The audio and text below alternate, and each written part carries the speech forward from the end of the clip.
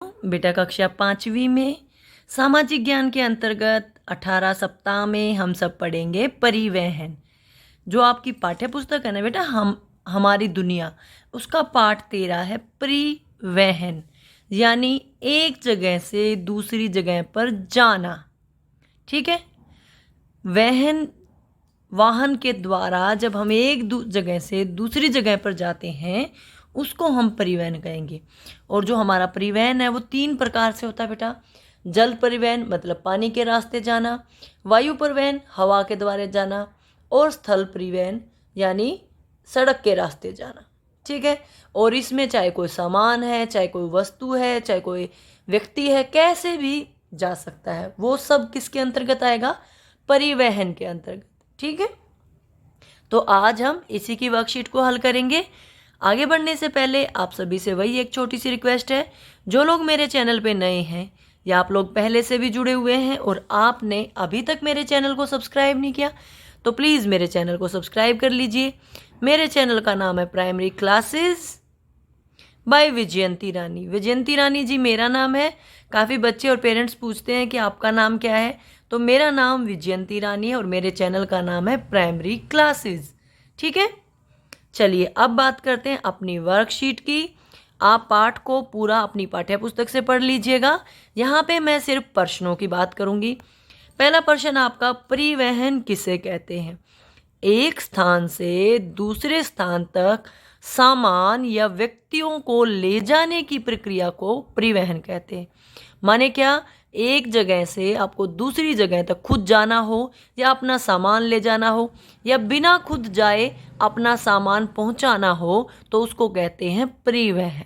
ठीक है, ठीक है बेटा, एक स्थान से दूसरे स्थान तक सामान या व्यक्तियों को ले जाने की प्रक्रिया को परिवहन कहते हैं।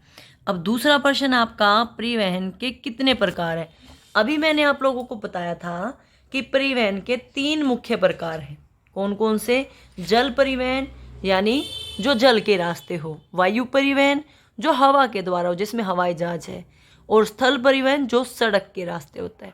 तो आपको तीनों प्रकार के नाम लिखने हैं और बताना है कितने प्रकार का होता है। ठीक है, ठीक है बेटा, परिवहन 3 प्रकार का होता है। नंबर 1 जल परिवहन, नंबर 2 वायु परिवहन, नंबर 3 स्थल परिवहन। इनको आप आगे पीछे लिख दो, उसमें कोई फ़र्क नहीं पड़ता। कोई कहे कि मैडम बुक में तो लिखा हुआ है पहले स्थल परिवहन, तो उससे कोई दिक्कत नहीं है बेटा। ठीक है, अगला है बेटा, आपको खालिस्तान भरने हैं। आसमान में डैश को देखकर मनुष्य को उड़ने की प्रेरणा मिली। आसमान में कौन उड़ता है? पक्षी। आसमान में पक्षियों को उड़ता देखकर मनुष्य को भी उड़ने की प्रेरणा मिली, तभी तो हवाई जहाज बना। नंबर 2 है, ठंडे प्रदेशों में रहने वाले लोगों ने आरंभ में डैश को स्लेज खींचना सिखाया।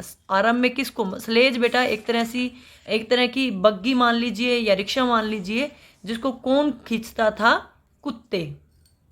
ठीक है, इंसान मतलब वहाँ पर कुत्तों से जो गाड़ी है, या आप ये मानिए जो बग्गी जिसको मैं बोल रही हूँ उसको खींचना उन्होंने कुत्तों को सिखाया और अपने साथ रखा।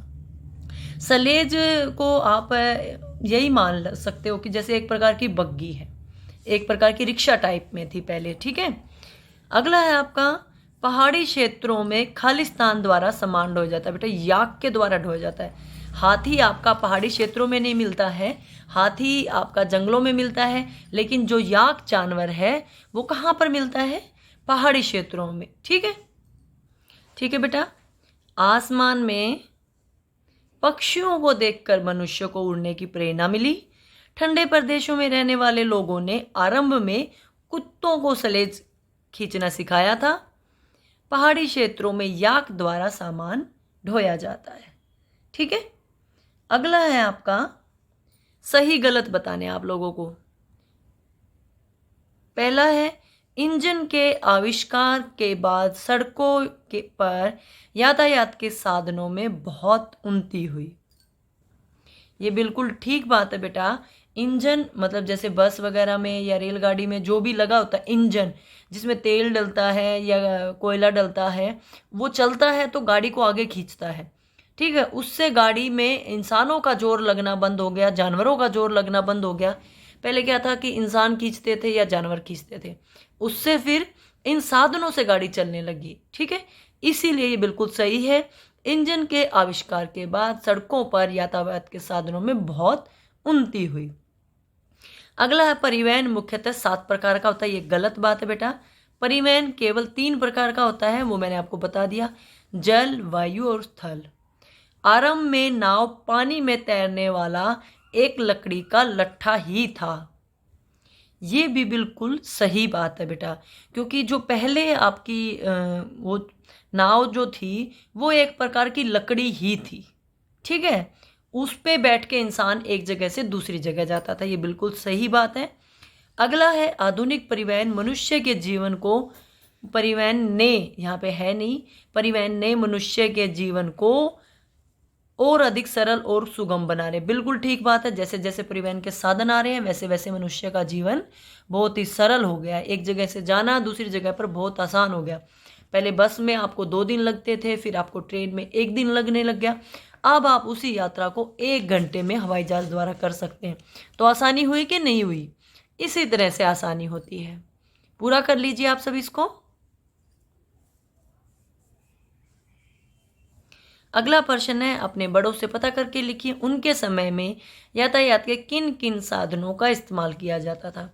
देखिए बेटा, हमारे जो बड़े हैं, यानी मेरे भी बड़े हैं और आप लोगों के भी बड़े हैं, उनके समय में यही सब साधन चलते थे। उस समय सिर्फ मेट्रो रेल नहीं आई थी, बाकी हवाई जहाज चलते थे, अमीर आदमी जाते थे, और रेलगाड़ी भी चलती थी, बस भी चलती थी। ठीक है, यही सारे साधन चलते थे।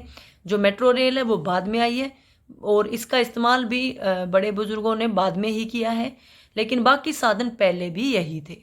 उनके समय की बात कर रही हूँ, बहुत पहले की बात नहीं कर रही। ठीक है, देखिए बेटा, हमारे बड़ों के समय में बस, साइकिल, रिक्शा, रेलगाड़ी, तांगा, स्कूटर, टेम्पो, ऑटो रिक्शा आदि का इस्तेमाल किया जाता था। मैंने उन साधनों का बारे में जिक्र किया है कि जिनको हम लोग इस्तेमाल करते थे, मतलब हमारे जो बड़े लोग इस्तेमाल करते थे। जो चलते थे उनका इस्तेमाल नहीं किया। चलते तो पता नहीं, जैसे हवाई जहाज़ भी था, लेकिन बड़े जो हमारे बड़े हैं उसमें ना बैठे हैं, अभी वो लोग बैठने के में सक्षम है। ठीक है, जिनके बैठे हैं वो उसको ऐड कर सकते हैं। अगला है, सोचिए व लिखिए यदि परिवहन के साधन अचानक बंद हो जाएं तो क्या होगा। बेटा, सभी लोग परेशान हो जाएंगे और एक जगह से दूसरी जगह पर जाना मुश्किल हो जाएगा। आप सोच ही लो, अगर आपको आजकल कहीं भी जाना हो, दिल्ली में भी एक जगह से दूसरी जगह जाना हो, तो आप कितने साधनों का इस्तेमाल करते हैं, और अगर ये सब बंद हो जाए तो आप जाने से पहले 10 बार सोचोगे, है ना।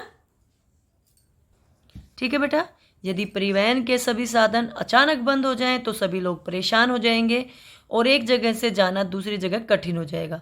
आपको एक बात और बताना चाहूँगी, देखिए अभी लॉकडाउन लगा था ना, तो जो लोग दिल्ली में थे और अपने गांव जाना चाहते थे उन्हें कितनी परेशानी हुई थी। वो लोग पैदल में, रिक्शा में, यहाँ तक कि जैसे उनको साधन मिले वो उसमें गए, क्योंकि उस समय सभी साधन बंद कर दिए गए थे।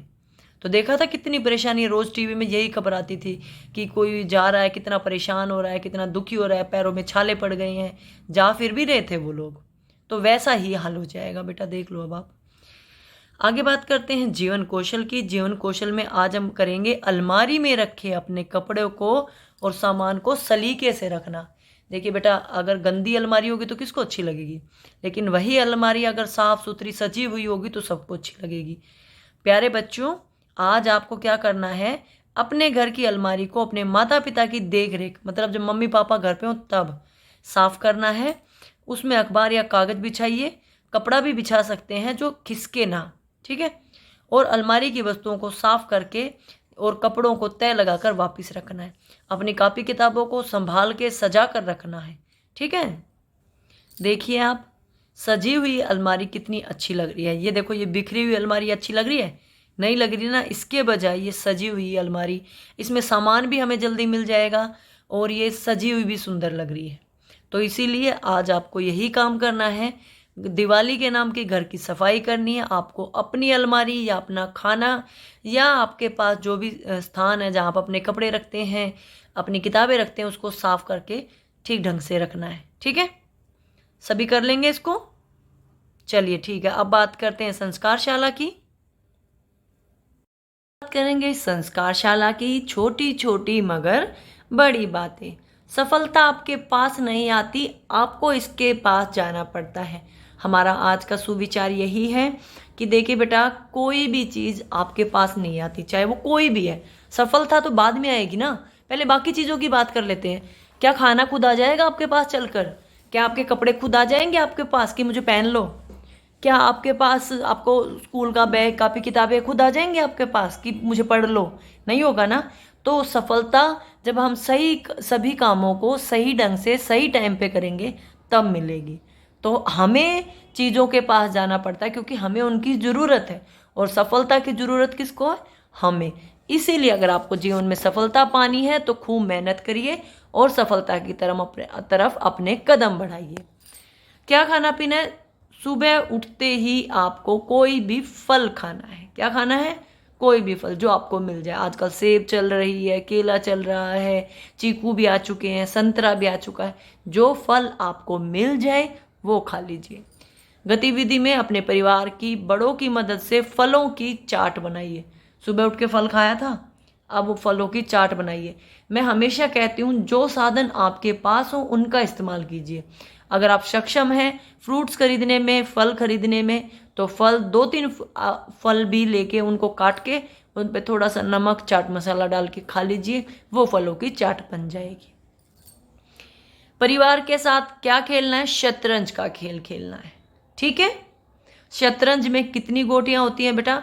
शतरंज में 16 गोटियां होती हैं और 64 खाने बने होते हैं। एक बंदे मतलब 2 खिलाड़ी होते हैं, एक खिलाड़ी के पास 16, दूसरे के पास 16।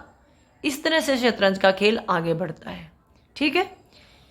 दैनिक दिनचर्या वही है, माता पिता का अभिवादन करके दिन की शुरुआत करें, दांतों को दिन में 2 बार ब्रश करें, प्रतिदिन स्नान करें, खूब पानी पिएं, संतुलित आहार लें, अपने चेहरे को छूने से बचें, हाथों को बार बार धोएं, अपना गृह कार्य समय पे पूरा करो।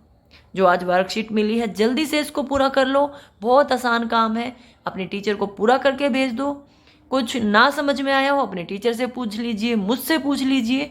ठीक है। वीडियो अच्छी लगे तो लाइक कर देना, चैनल को सब्सक्राइब कर लेना, वीडियो को शेयर कर देना।